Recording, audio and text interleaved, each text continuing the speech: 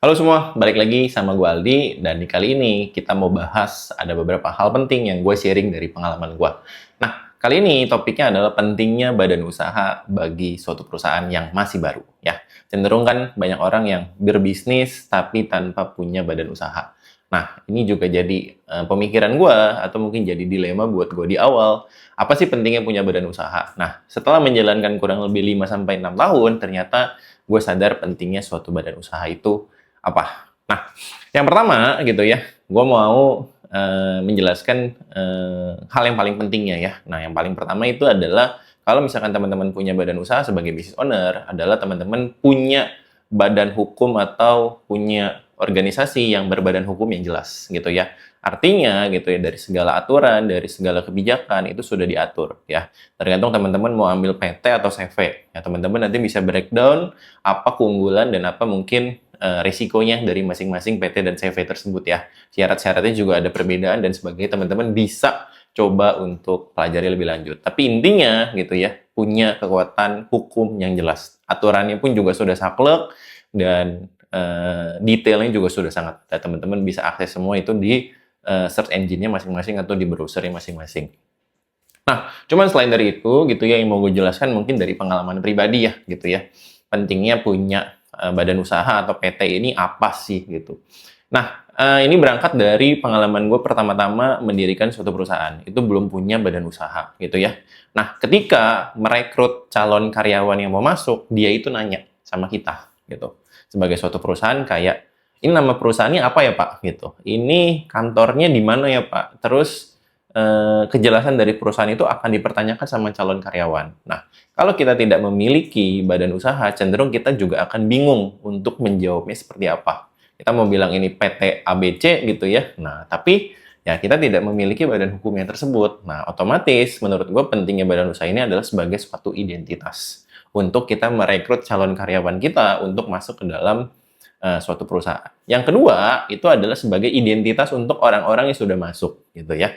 Nah, ketika calon karyawan itu tadi sudah tahu, karyawan pun kan juga akan tahu ya kalau misalkan kita sudah mendirikan suatu PT. Nah, ini pun akan jadi identitas untuk mereka. Ketika mereka punya teman, ketika mereka punya relasi, ketika mereka punya keluarga, mereka pun juga akan dipertanyakan pasti. Emang kamu kerja di mana sih? Nah, ketika sudah punya badan usaha, otomatis punya identitas juga untuk karyawan-karyawan yang sudah bergabung gitu. Nah, biasanya ini akan menjadi rasa bangga ya buat teman-teman yang khususnya awalnya nggak PT jadi PT gitu ya. Otomatis bisa bilang, oh gue kerja di PT A gitu, gue kerja di PT B dan seterusnya. Nah, walaupun mungkin tidak signifikan, tapi dari pengalaman gue ini cukup sangat berarti gitu ya. Nah, lalu yang selanjutnya adalah identitas untuk partner kerjasama ya. Pasti kita dalam menjalankan suatu bisnis kita juga tidak sendirian ya. Apalagi kalau misalkan ngomongin 2026 sekarang, kolaborasi ini adalah salah satu hal yang paling penting dan salah satu hal yang biasa jadi core-nya dalam suatu perusahaan. Nah, cenderung partner kerjasama pasti juga akan butuh kejelasan dari perusahaan lo.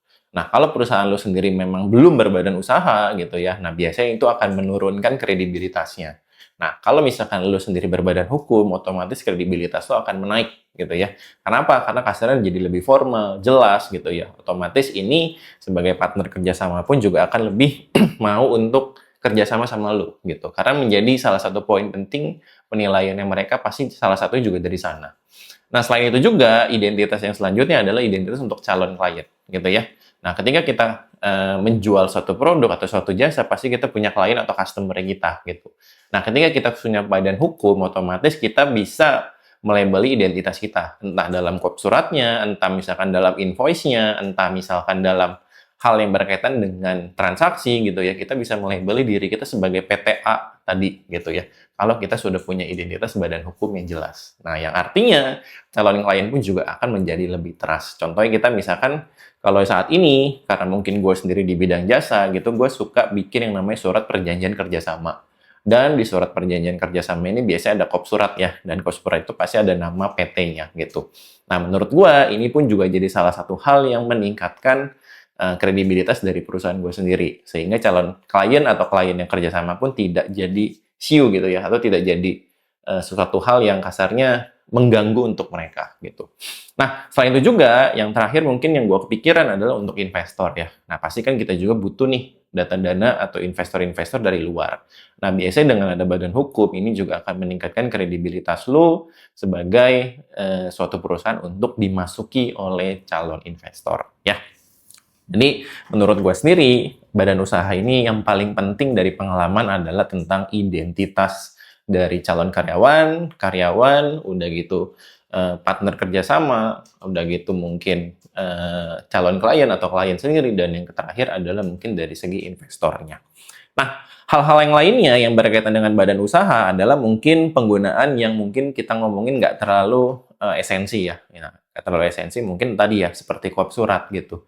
Nah, kita dalam surat menyurat pasti membutuhkan yang namanya identitas. Nah, identitas ini kan bisa ada ketika memang kita sudah memiliki badan usaha yang jelas. PT-nya apa, alamatnya di mana, udah gitu nomor suratnya berapa gitu ya, dan peraturan-peraturannya seperti apa gitu.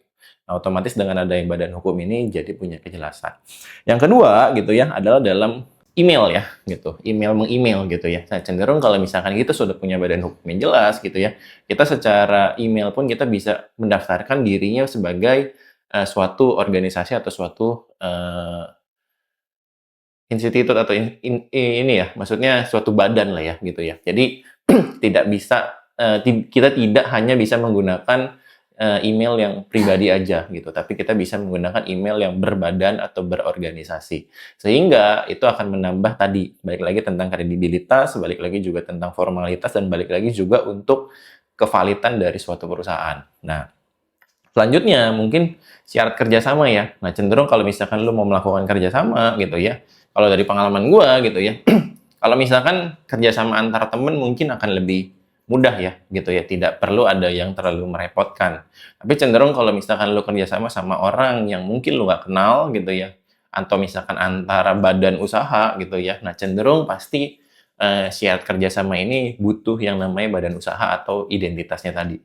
Nah, jadi ketika misalkan lu sebagai suatu business owner gitu ya, dan sudah memiliki badan usaha, pasti akan lebih mudah untuk mendapatkan kerjasama dengan yang lainnya ya.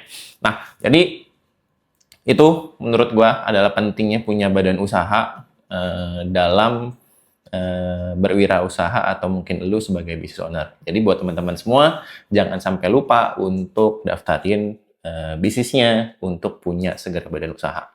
Oke? Dari gue sih itu aja, dan thank you buat teman-teman semua.